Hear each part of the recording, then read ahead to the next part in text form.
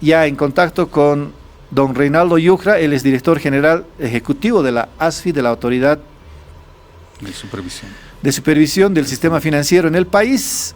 En los últimos días se ha denunciado el robo de 638.300 bolivianos de cuentas de ahorro del Banco Unión. Un robo virtual. ¿En qué consiste? Hay denuncias, hay una preocupación en los clientes del banco, en quienes ahorran en esa entidad bancaria del país. Don Reinaldo Yujra, le saluda Rubén Atahuichi, estoy junto a mi compañero Marco Ibáñez. Bienvenido a la transmisión digital de La Razón Radio. Muchas gracias, Rubén, es un gusto estar en su programa y un saludo cordial a la población a través de este medio. Don Reinaldo, buen día. Cuéntenos qué ha pasado, qué información ha recibido la ASFI sobre este caso que ha preocupado y está preocupando a la población. Bueno, Marco, creo que es importante señalar lo siguiente. Evidentemente, el día de ayer nos hemos sorprendido muchos con un titular que salió publicado en el periódico Página 7, haciendo referencia a que habrían 14 casos de robo virtual en Banco Unión. Y también ha ocurrido con otro medio de prensa haciendo referencia a similar caso.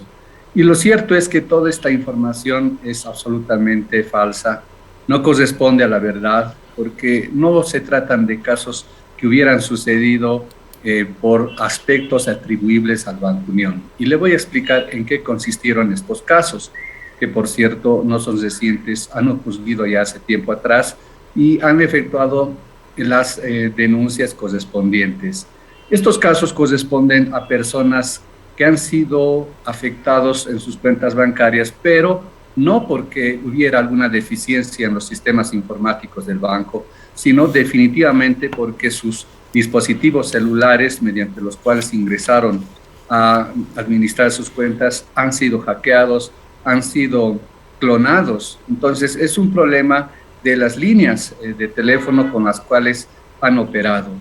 Nosotros, a raíz de esta queja que se presentó, hicimos un requerimiento de información específica a Banco Unión y también hemos realizado una inspección al respecto y no hemos constatado que hubiera habido caso alguno atribuible al banco.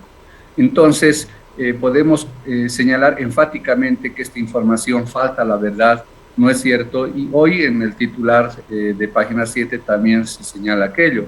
Por eso debemos establecer una recomendación a la población para que tenga mucho cuidado el momento en que hace uso de estos dispositivos celulares para realizar sus transacciones financieras, de manera que sea un celoso guardián de sus datos personales, de los datos de usuario, claves de acceso, etcétera, que son datos con los cuales los ciberdelincuentes realizan este tipo de, digamos, afectaciones a las cuentas de los clientes. Lo cierto es que hay un ciberdelito en este caso. Así es. Lamentablemente no está dentro de nuestro ámbito de competencia realizar las investigaciones de personas que están dedicadas a este tipo de engaños y de, digamos, de operaciones irregulares. Lo que compete a ASFI es asegurar que los sistemas de información que tienen las entidades financieras estén adecuadamente estructuradas y no generen alguna vulnerabilidad. Y de hecho, en todo el trabajo que hacemos nosotros de control y supervisión a todo el sistema financiero, no hemos evidenciado casos en los cuales alguna entidad estuviese con dificultades y pusiese en riesgo la situación de la población.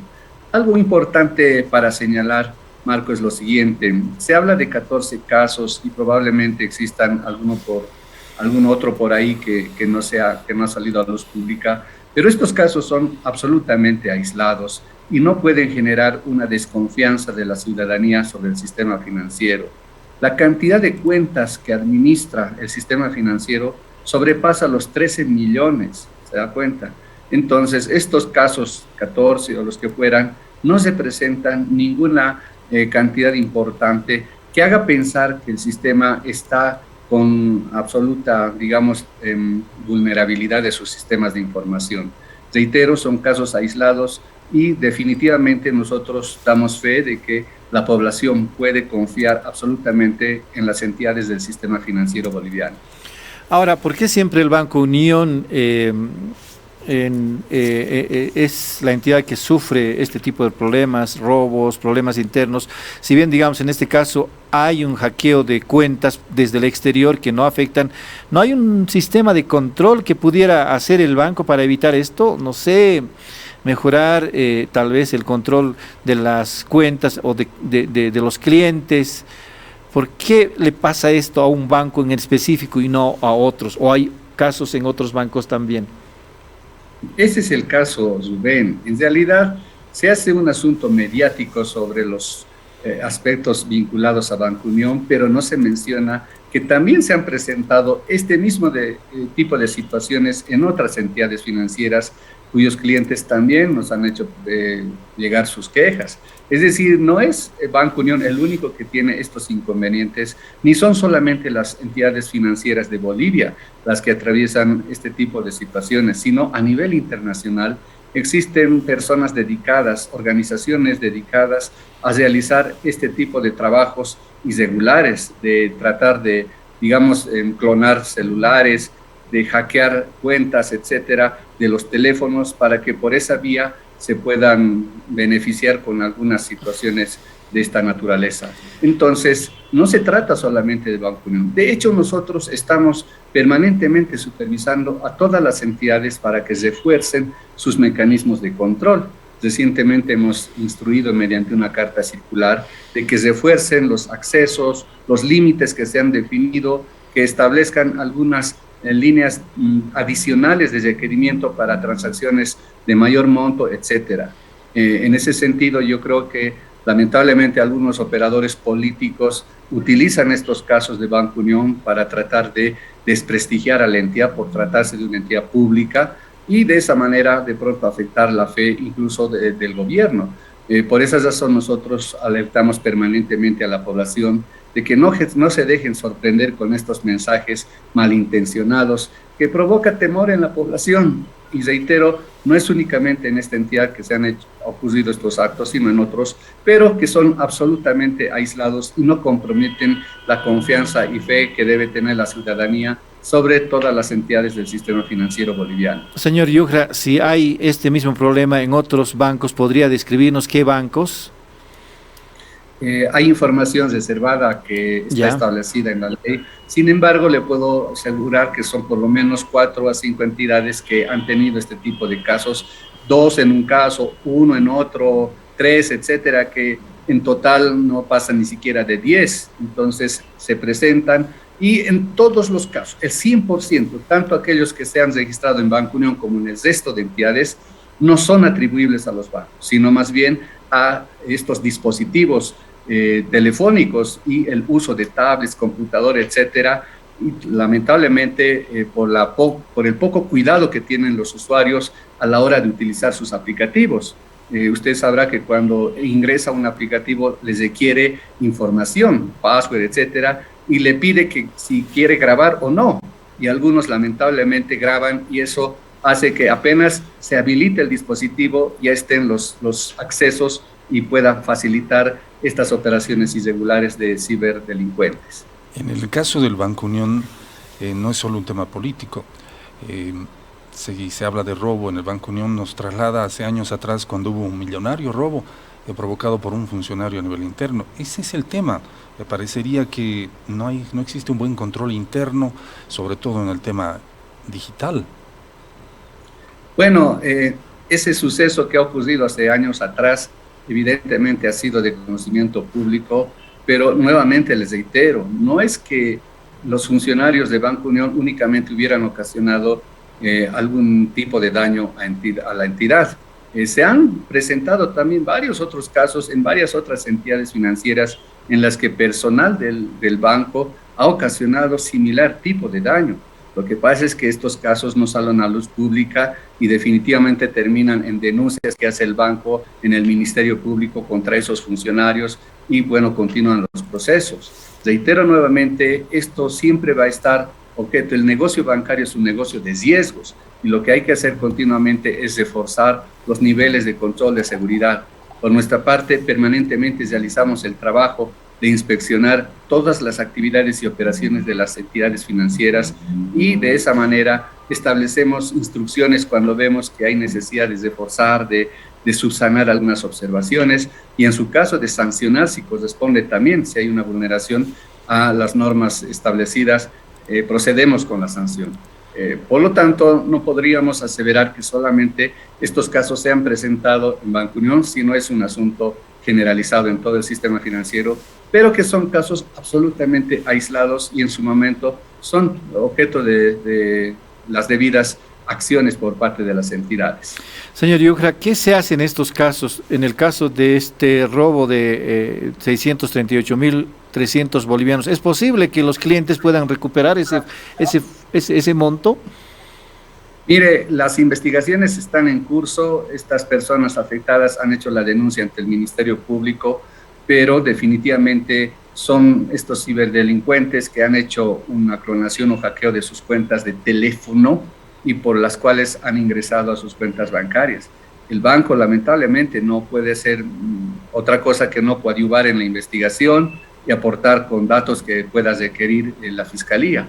Pero definitivamente son casos muy complejos y seguramente los investigadores del Ministerio Público en algún momento darán resultado de este tipo de eventos, ¿no? Pero por nuestra parte también brindamos permanentemente alertas, comunicados, etcétera, para que la población tenga más cuidado en la administración de sus datos personales y las claves de acceso. Eso es lo que le puedo comentar al respecto.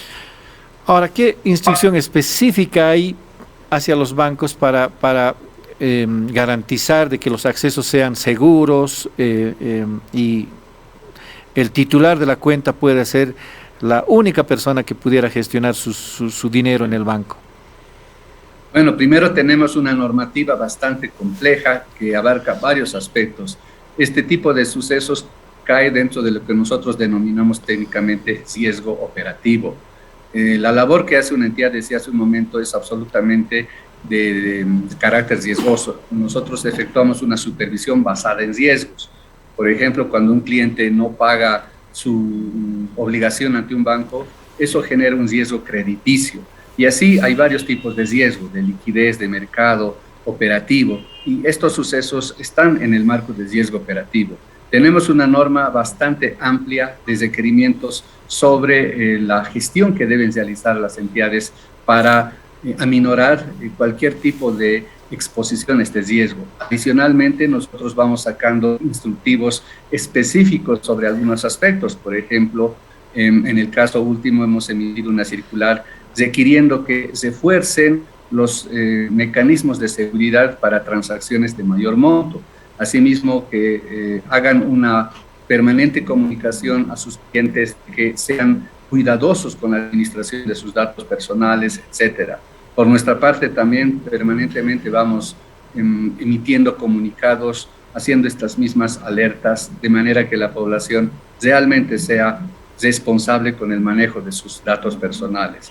Pero definitivamente no podemos hacer más cuando de por medio está la conducta de la persona y de los hábitos que tiene para este tipo de transacciones. Por ejemplo, hay personas que confían en su teléfono para que el hijo, el sobrino, la esposa, etcétera, puedan realizar la transacción por su cuenta. Y ahí facilitan estos datos personales y lamentablemente muchos de estos son objeto de grabación en el mismo dispositivo celular, lo cual facilita cualquier ataque que pudiera sufrir su dispositivo telefónico. Eso es lo que acontece, estimado Rubén. ¿Qué recomendaciones entonces correspondería a los clientes? Este último dato que usted hace me parece interesante y preocupante, que también los titulares de las cuentas puedan disponer de su teléfono a los hijos. Cierto, hay confianza en la familia, pero por ahí puede filtrarse información.